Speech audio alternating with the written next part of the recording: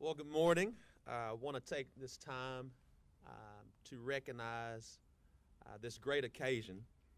But first, I want to thank specifically Entegrity for allowing us to host this press event today.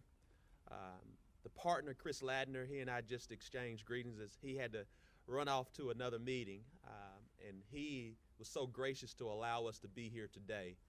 So grateful for Chris Ladner and all of the partners of Entegrity for hosting the city of Little Rock today. I'm excited about why we're here today. Back in March, during our State of the City address, we announced that my administration will be speaking and spending a considerable amount of time developing processes to help Little Rock's businesses commit to expand diversity, equity, and inclusion within their organizations. We know this affectionately as DEI. Not only does this benefit workers here in the city of Little Rock that boasts now, I'm excited to say, 202,591 residents. The first time in the city's history, we've always claimed that we were 200,000. But over the last 10 years, we finally eclipsed 200,000, and we're in the top 115 cities in these United States.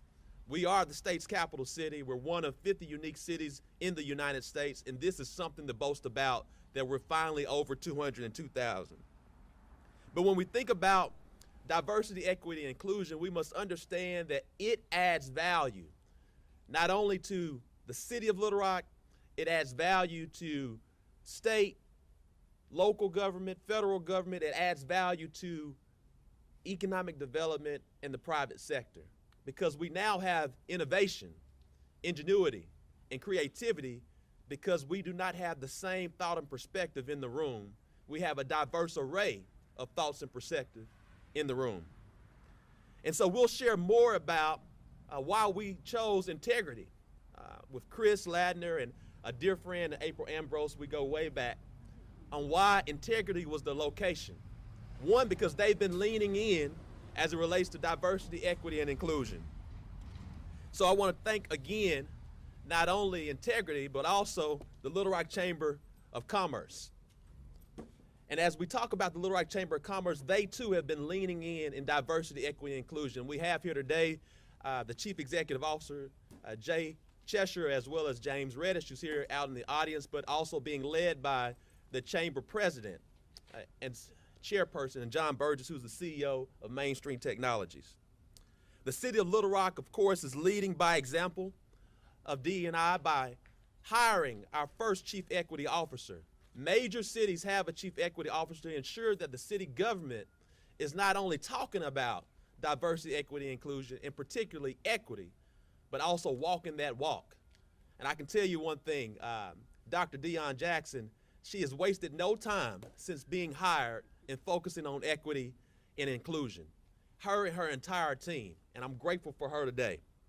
In the months since I've announced this, she would be a part of our team. She's wasted no time, but immediately creating the Office of Diversity, Equity, and Inclusion, the first time in the city's history, and building a DEI roadmap within local government and across the city of Little Rock. And this morning, we enthusiastically announced the launch of OpportUNITY Little Rock, a citywide movement towards equity.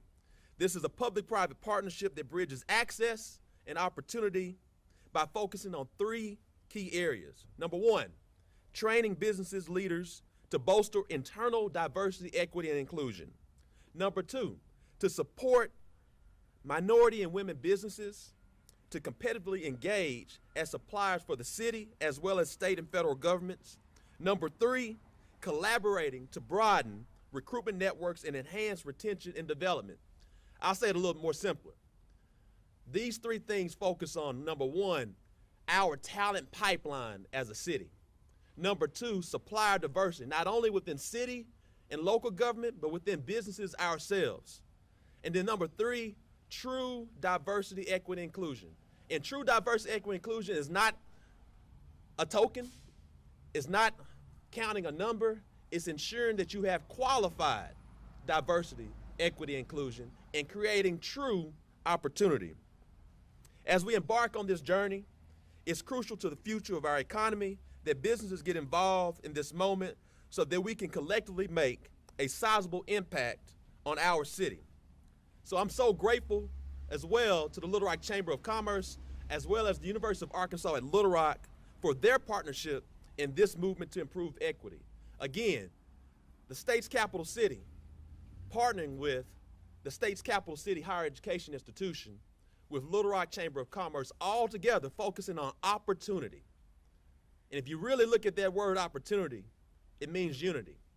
And we want to have a unified strategy and execution towards diversity, equity, and inclusion to truly have a united city, a city that's not only united, but a city that's growing and a city that is transforming and focusing on understanding and being reflective of what our city is, a diverse city that's not only black, but brown and white and all intertwined together and focused on what we do together, united and growing and transforming.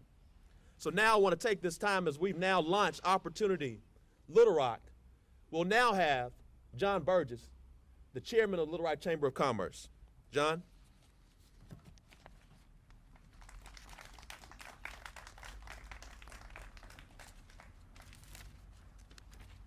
Thank you, Mayor. As the current board chair, it's my pleasure to represent the Little Rock Regional Chamber of Commerce at this exciting announcement. We had heard from many of our members that they were interested in pursuing more intentional diversity, equity, and inclusion efforts within their businesses, but didn't know where to begin. To that end, the Chamber began working with partners at UA Little Rock and Central Arkansas Water back in the early summer on an idea for a fellowship program for corporate executives. The idea for the training was a boot camp model, teaching senior leaders within organizations the fundamentals and foundational elements of the work and preparing them to build momentum and lead change within their organizations. Over several months, what came into focus was a 5-week experience taught by experts within the field on topics ranging from foundational concepts to organizational culture and accountability to supplier diversity. In addition to learning DEI concepts and processes, participants will also be introduced to additional external resources and how to best apply them to strengthen their DEI efforts. The final of the 5 sessions will focus on planning, so that as participants return to their companies, they are prepared to drive productive conversations. Our hope is that this initial cohort of participants will lead meaningful progress within their companies and that follow-on cohorts can widen the impact. The first session will kick off next Tuesday. Any business leader who is interested in learning more can contact the Chamber for details. We are pleased that this program aligns so closely with the Mayor's Opportunity Little Rock initiative as the Chamber continually evaluates our work to build stronger and more meaningful opportunities for minority-owned businesses to thrive within Little Rock's growing economy. We look forward to working with the partners here today and others who may join this important effort in the weeks and months to come. As the region's largest business leadership organization, we are proud to be an early partner in our community's efforts to create a more unified, equitable, and prosperous Little Rock. And now I'd like to welcome to the podium Dr. Estes from UA Little Rock. Thank you. Good morning. I am so pleased to be here today for this exciting announcement. UA Little Rock is extremely proud to be partnering with the City of Little Rock and the Little Rock Chamber on this initiative to provide education and training on diversity, equity, and inclusion at work to support commerce and equitable economic development in Central Arkansas. We have designed and developed, as you just heard, a 5-week interactive course taught by local content experts with the goal of strengthening and expanding our community's capacity in the DEI arena. It was very important for us to make this a local initiative to contribute to building that capacity, as Mr. Burgess has just pointed out, is the goal of these 3 institutions partnering together. This course will provide business leaders a strong foundation for DEI work. It will provide tools for our ongoing DEI efforts in organizations through a growing collaborative resource library, and it will yield ongoing support for anyone going through the program by those who have gone through it themselves and who are pursuing similar or related goals at their own institutions. So interested businesses can contact the Chamber for more information, or can reach out to our Director of Extended Education at the university, Christine Cotton. And I'm going to point her out to you. I'll give you her email address, but she's right here, and she has flyers for anybody who might want to have one today. It's got more detailed information about this course. But Christine's email address is cecotton, like the fiber, at ualr.edu. We really are excited about this initiative and look forward to these continued partnerships. And Mayor Scott, we're so glad to be here today. Thank you for the opportunity.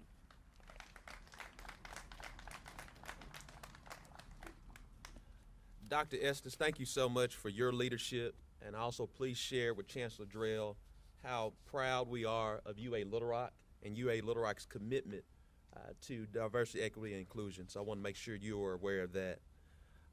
Now I have the great honor and pleasure to introduce a friend. April and I met each other, we won't say when, but we were part of Leadership Grade of Little Rock, class of 29, the best class. If anybody's been a part of, you know what that means. So, and so that's where I really got the understanding of the true nexus between sustainability and the economy. And so if you know April, you know how much she understands that nexus, but also how much she understands the nexus of understanding of diversity, equity, inclusion, and the economy. And so today I want April to come share what Entegrity is doing and how Entegrity is leading the way.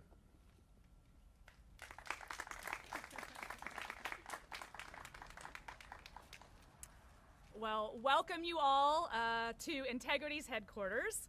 We are proud and excited to host my friend Mayor Scott and to be an active participant as he encourages businesses to start on their own diversity, equity, and inclusion path.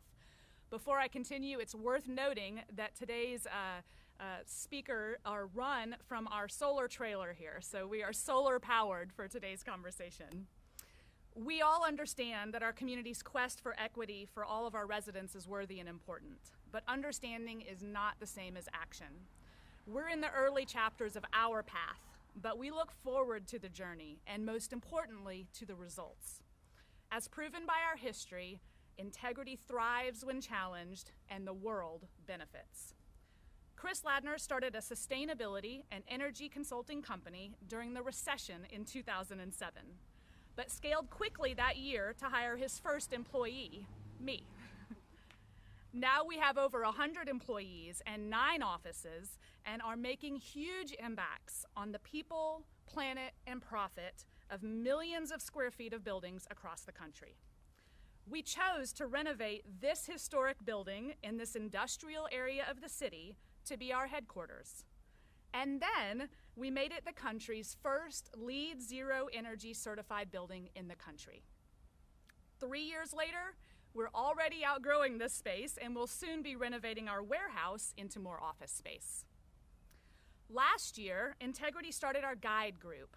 GUIDE stands for Give Us Inclusion, Diversity, and Equity. While our group of personally committed individuals, many of whom are out in the audience, are just getting started in our efforts, we recognize that equity is a journey and not a destination.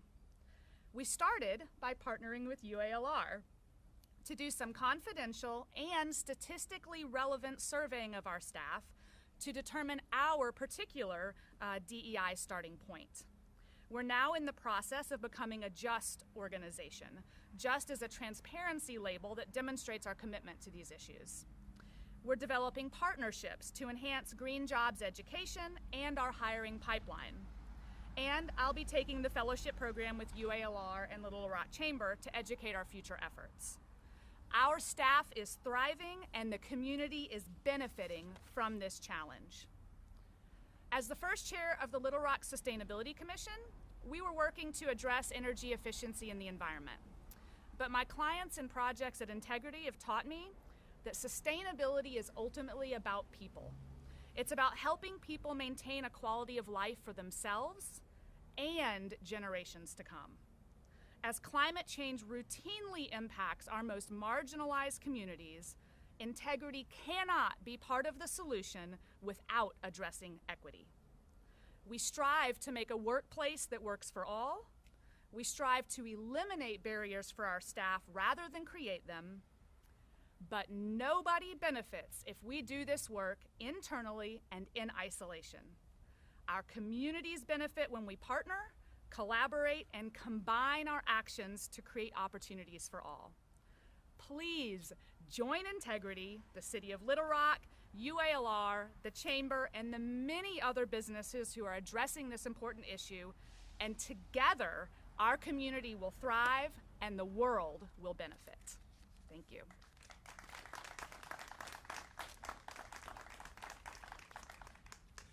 Thank you so much, April.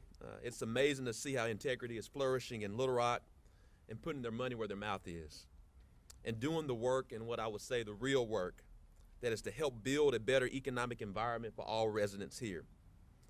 I have to also recognize at least one other business that is diligently working to build an equity framework, and that is the Salt Falcon Jet.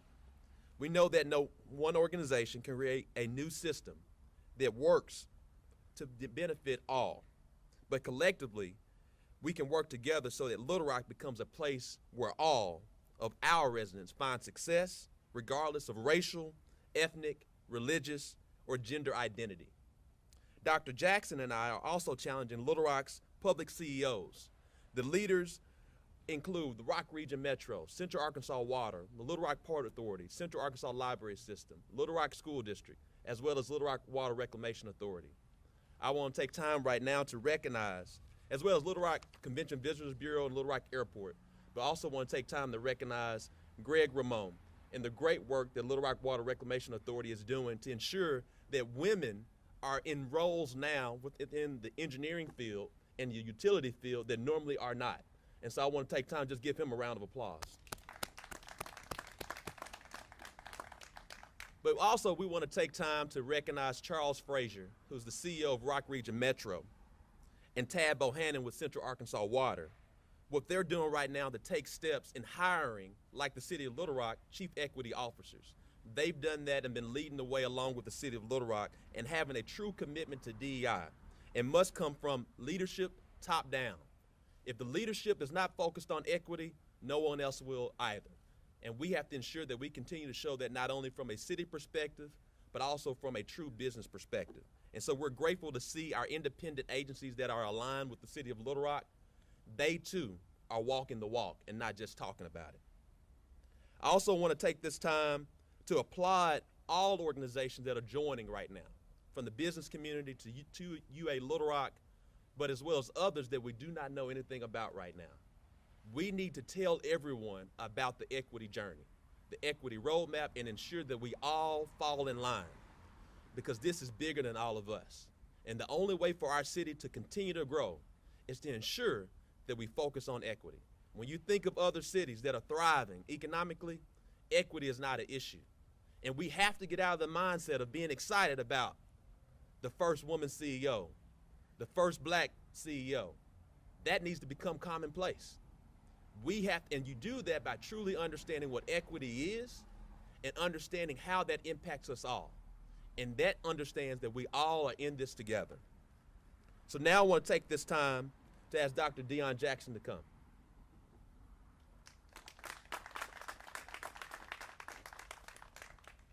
Thank you, Mayor Scott. I cannot emphasize enough the significance of our businesses leading the way by participating in the DEI Fellowship. I'm so grateful to the Chamber and UA Little Rock for its work together to develop this fellowship. We have to realize with the growth of our city moving towards a global majority, we must have businesses that are equipped to better serve as a bridge to access and opportunity. This fellowship will equip them to do so. As the City of Little Rock asks businesses to participate in the fellowship and join OpportUNITY Little Rock as a movement, we recognize our own responsibility for modeling effective practices in diversity, equity, and inclusion in pillars such as leadership accountability, talent pipeline, and supplier diversity. Our leadership will engage in the National League of Cities Racial Equity and Leadership Training this month, and we are conducting strategic planning to implement efforts to better recruit and retain diverse talent for the city. Other than that, for supplier diversity, we hope local small businesses like Clavert Alexander and Fiber Junkie, who are participants in Build Academy right now, and then also businesses connected with our multicultural liaison, such as La Terraza and Roblesque GT Cleaning Company, benefit from this collective movement for equity. Additional supplier diversity opportunities include this Saturday's supplier drive, which will occur from 10 a.m. to 2 p.m. at the Center at University Park, which will be an opportunity for our procurement team to work one-on-one with individuals who want to do business with the city. Also, on October the 13th, every 2 weeks, our minority and women-owned businesses have the opportunity to drop in at the Center at University Park to work with our procurement team and our Office of Diversity, Equity, and Inclusion staff to receive one-on-one coaching so that their businesses may become certified businesses in the state of Arkansas as minority and woman-owned businesses. Other than that, I'm excited that our procurement team is working under the leadership of Vitesh Patel to offer a Procurement Day and Industry Day on November the 4th, in which they are offering training for our businesses to take advantage of opportunities not only on the local level, but state and federal. And that's why it's important for us as we think about the opportunities we provide to start with, how do you do business with the city? Secondly, how do we coach you to become a business that can become certified? And thirdly, how do we provide trainings for you to access federal, state, and local opportunities? Those signing up to join this movement will have access to regular communication regarding events and resources developed to support their DEI journeys. We look forward to experiencing the significant impact this movement will have on businesses working to improve their DEI practices and our minority and women-owned business enterprises working towards certification and accessing new contract opportunities.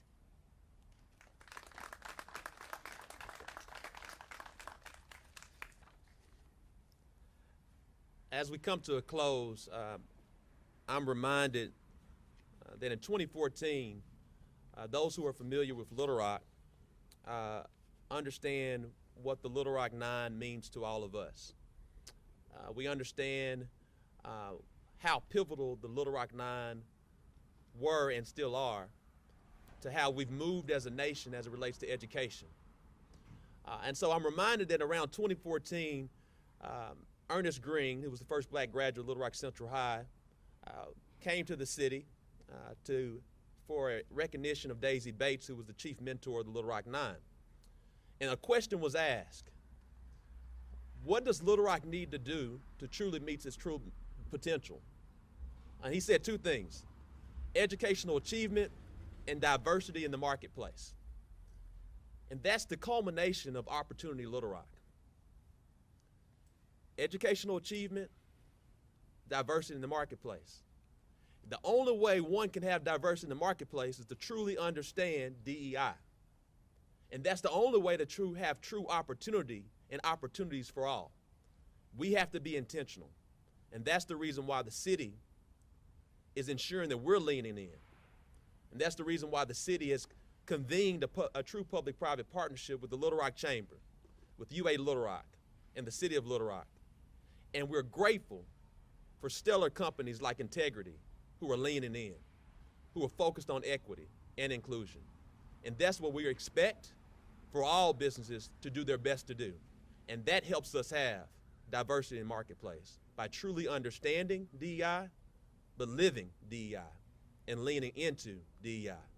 Thank you so much.